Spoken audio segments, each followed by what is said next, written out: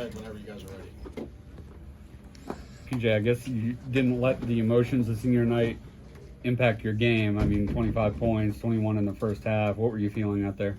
Got some good spots, had some open looks early. Guys found me, and if I miss a couple, I still have confidence. But early, if a couple go in, you really start feeling it. And they kept finding me, and just kept falling. So they did a good job at the first half, and obviously made some shots. Now that it's over, what was that like? The pregame, Yeah. the game, the after the game, the whole thing.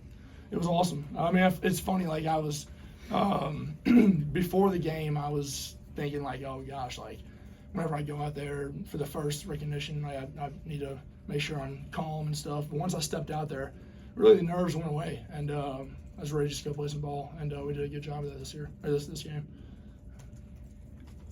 Chase, same question. Second question? Yeah, his question. Oh yeah, man, it was definitely an emotional day. A lot of stuff going on, but like you said, once we got on the floor, man, it's just basketball at this point. So, it was fun to go out there and play with these guys one last time at the crib. But yeah, like you said, man, it was once you get out on the floor, man, it's just hooping. I guess for Joe, did it mean anything to beat Syracuse for the second time? Yeah, of course. I mean, not anything personal against those guys, but obviously, you want to beat your friends just like they want to beat me.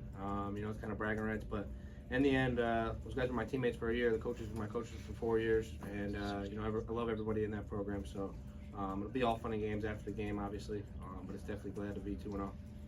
Ian, for you, these guys going out the last game, how big was it for you guys to make sure that they get this win tonight? I mean, I was just thinking, like, if I was in their shoes, if it was my senior night, I'd want, like, the under, guys that aren't, not their senior night, just to play hard and just give everything they got and, wouldn't send them off with a bang. Yeah, you really did play hard. I mean, you shot perfect from the field, 5 for 5, 5 for 5 from the line as well, 16 rebounds. I mean, you kind of stole some of the thunder from the seniors tonight. So how was it like playing not only tonight, but a big win going on Wake Forest next one as well? Yeah, it's just great momentum.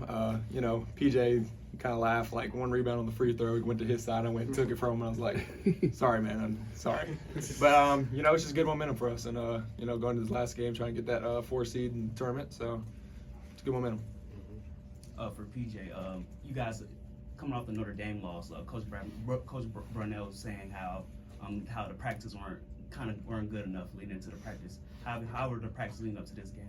Focused, and that was driven by the older guys, making sure that people knew what was at stake. I mean, like we go up there, and a couple teams lost that night. So let's say we had won that. I mean, it would have set us up incredibly well for the ACC tournament. Now we got to go have a great win in Wake. But tell you what, I mean, like these guys were focused, and we also were down a couple of numbers going into Notre Dame, so it was kind of tough to have everybody practice. Jack Clark was sick and stuff, so it was tough to go really hard. But leading to Syracuse, we had just about everybody back, and we got after it. How was to have Clark back out there?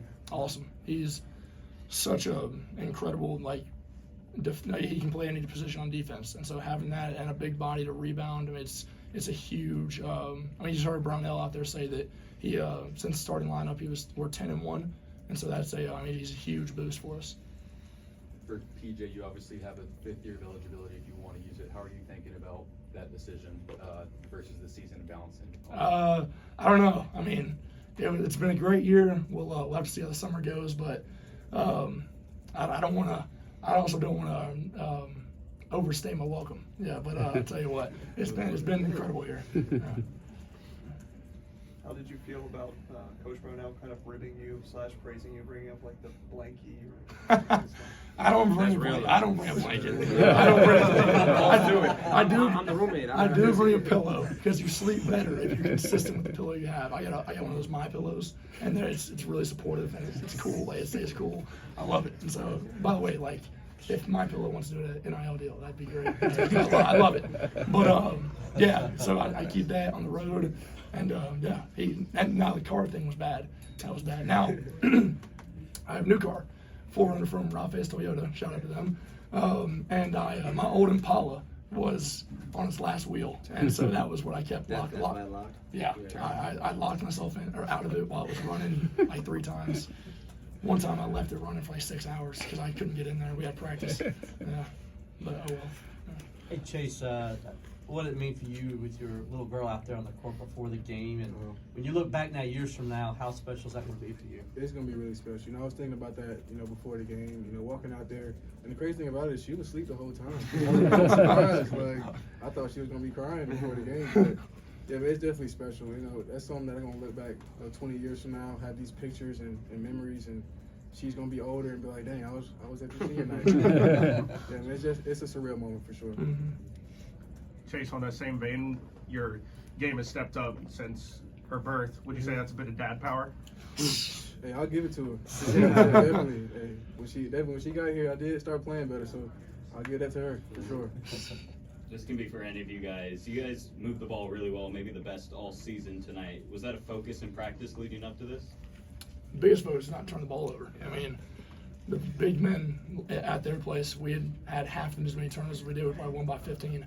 So take care of the ball, and then, well, in the first play I threw it in the stands. But like other than that, after that it was pretty solid. But yeah, I mean the biggest thing was take care of the ball and, you know, strong with it, move it, get them to move around, and yeah, for sure.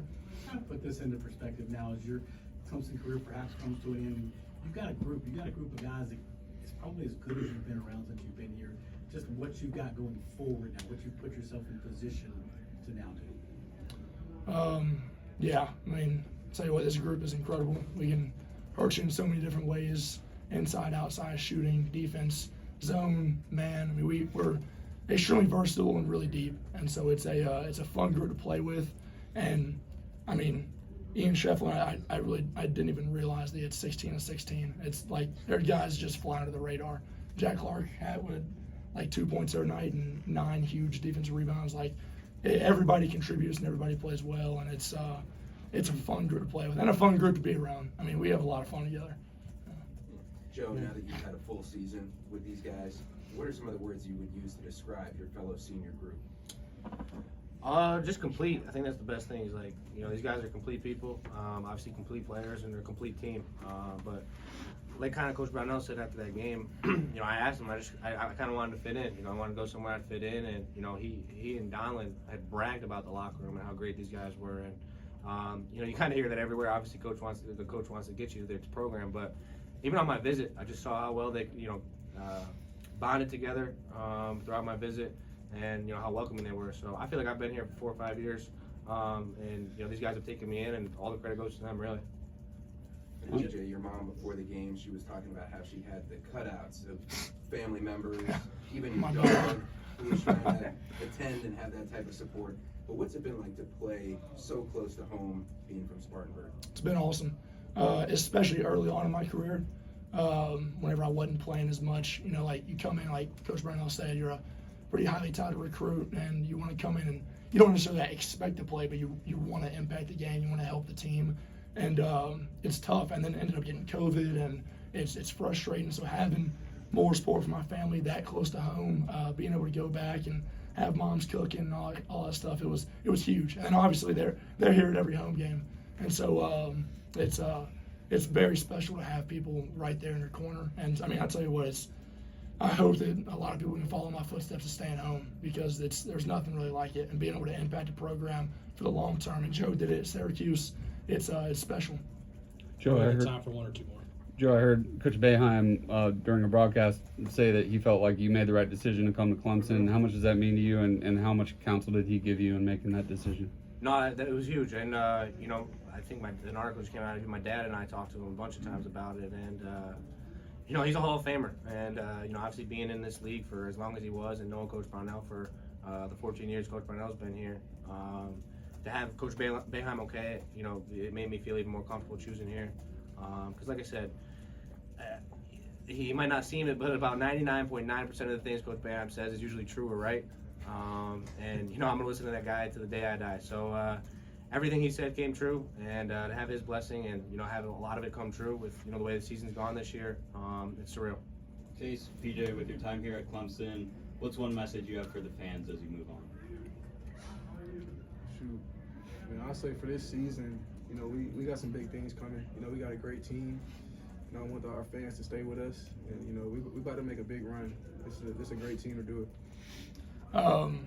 For first, and thank you for the support through this season and a few others of the ups and downs and stuff. It's been special to have a lot of support this year, and like you said, we have some big plans coming up in March, and we're excited, and they should be also really excited. So it's gonna be fun.